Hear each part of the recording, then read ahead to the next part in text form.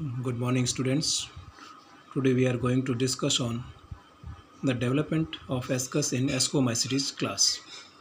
Ascomycetes वर्ग में ascus का निर्माण, उसका विकास किस तरह से होता है, उसके बारे में जो आज अपन अध्ययन करेंगे। एस्कोमाइसिटिस क्लास का जो है एक महत्वपूर्ण लक्षण ये है कि इसके अंदर जो परफेक्ट स्टेज एस्कस पाई जाती है और यह परफेक्ट स्टेज जो है सेक्सुअल रिप्रोडक्शन के दौरान बनती है।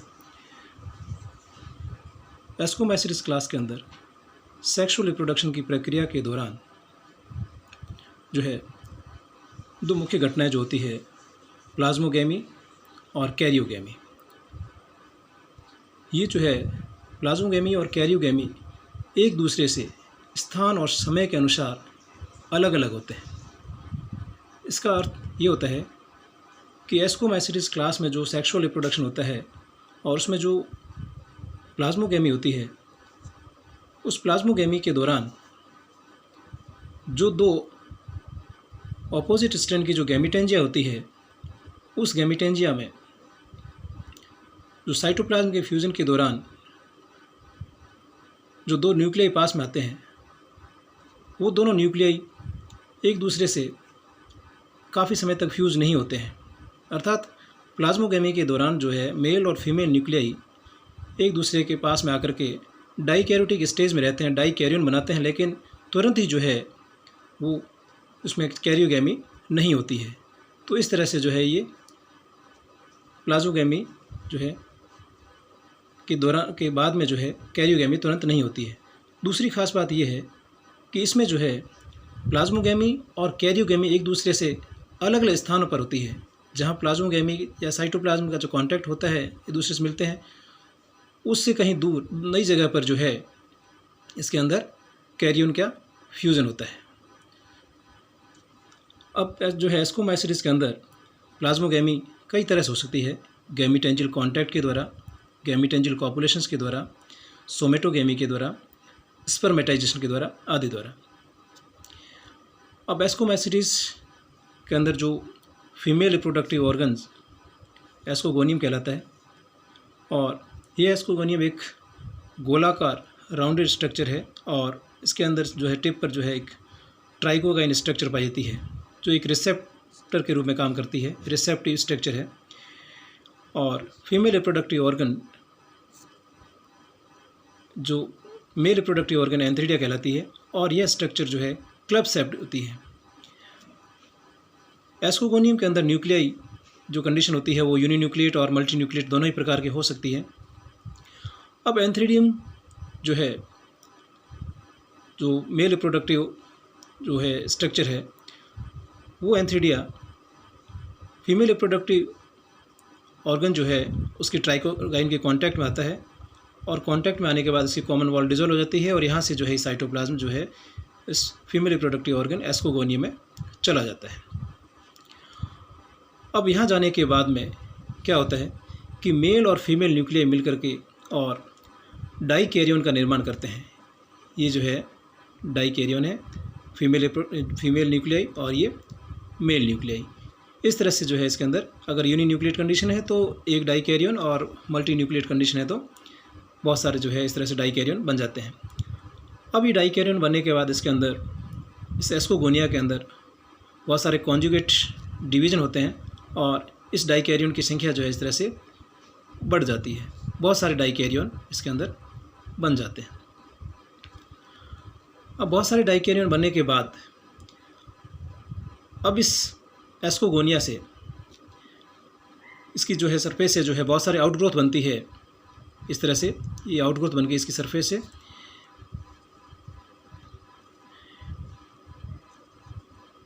इस आउटग्रोथ को हम कहते हैं एस्कोजिनस हाइफी, एस्कोजन कवक सूत्र।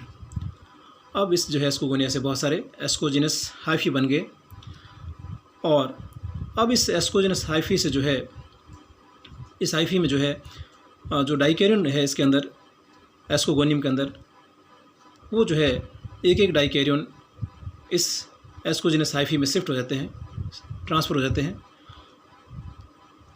और ये जो है एस्कोजिनस हाइफी जो है आगे चल कर के फिर जिसके अंदर की एक डाइकैरियन है उसमें जो है ये शिफ्ट हो गए।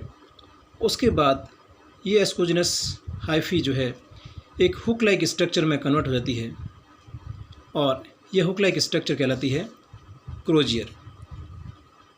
अब ये जो है क्रोजियर बन गया, हुक लाइक स्ट्रक्चर बन गई जिसके अंदर एक डाइकैरियन है। तो इस तरह से जो है पूरी सरफेस पर जितने भी एस्कोजिनस हाइफी है वो सारे जो है एक क्रोजियर स्ट्रक्चर का फॉर्मेशन करते हैं। अब इस क्रोजियर के अंदर जो डाइकैरियन है उसके अंदर डिवीज़न होता है और इस तरह से ये दो डाइकैरियन बनते हैं इसके अंदर। और दो डाइकैरियन बनने के बाद उसके अंदर इस तरह से पार्टीशन होता है, इस तरह से जो है डिवीज़न होता है क्रोजियर के अंदर कि इसके अंदर जो है तीन तरह के सेल का निर्माण होता है।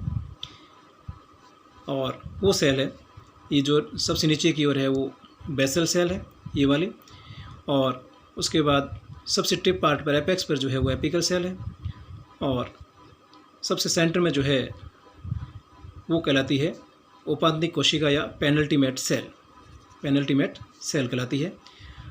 एपिकल सेल में सिंगल न्यूक्लियर रहता है, बेसल सेल में सिंगल न्यूक्लियर रहता है, लेकिन पेनल्टीमेट सेल में जो है दो न्यूक्लियर रहते हैं।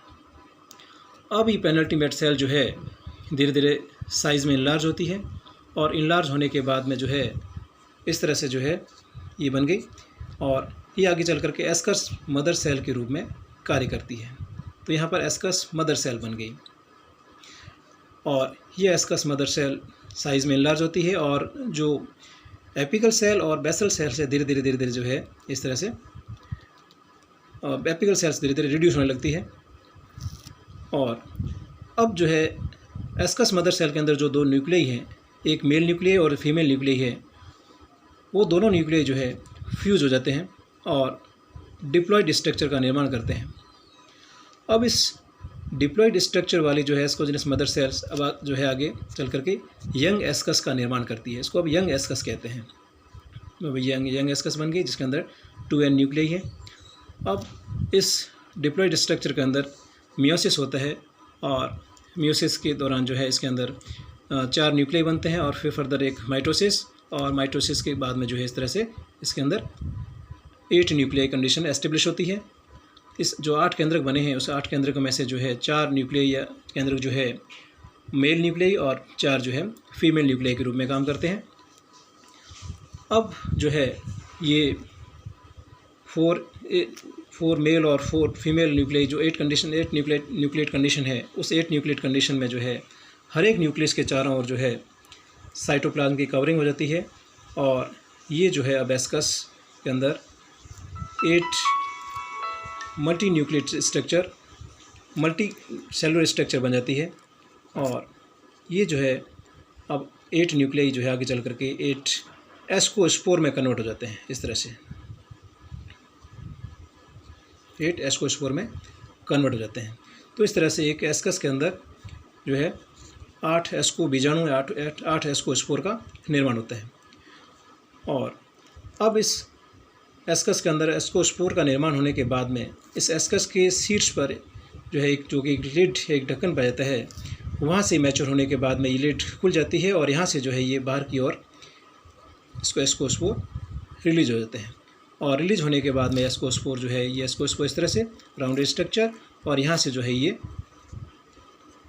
एस्कोस्पोर जो है जर्मिनेट हो जाते हैं और नए माइसीलियम को